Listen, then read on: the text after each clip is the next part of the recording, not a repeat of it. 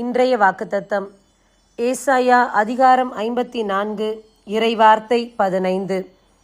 எவர்களாவது உன்னை எதிர்த்து கூடினால் அவர்கள் என்னிடமிருந்து வந்தவர்கள் அல்லர். உன்னை தாக்க வரும் எவனும் உன் பொருட்டு வீழ்ச்சியுறுவான். அன்பார்ந்தவர்களே, இன்றைக்கு உங்களுக்கு எதிராக அநேகர் எதிர்ப்பாய் நின்றாலும் கவலை வேண்டாம். அது ஆண்டவரின் கூட்டம் இல்லை, இறைவனால் கொடுத்த காரியம் கிடையாது. இதோ நம்மை சார்ந்தவர்கள் நமக்கு விரோதமாய் எழும்பும்போது இறைவன் நம் பட்சமாய் இருப்பார். அவருடைய வார்த்தை சொல்லுகிறது, உன்னை தாக்க வரும் எவரும் உன் பொருட்டே வீழ்ச்சியுறுவார்.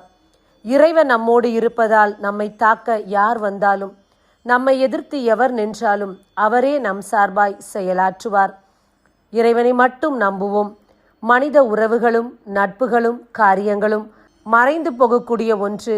ஆனால் இறைவனோடு இருக்கக்கூடிய தொடர்பு நிலையானது, நித்தியத்துக்கும் நம்மோடு பயணிக்கக்கூடியது. ஆகையால் எதிர்ப்புகளை பார்த்து பயப்பட வேண்டாம். இறைவனின் வார்த்தையை மட்டும் நம்பி பயணிப்போம். ஆமென். God bless you. நான் வெட்கப்பட்ட நாட்களுக்கு ஈடாய்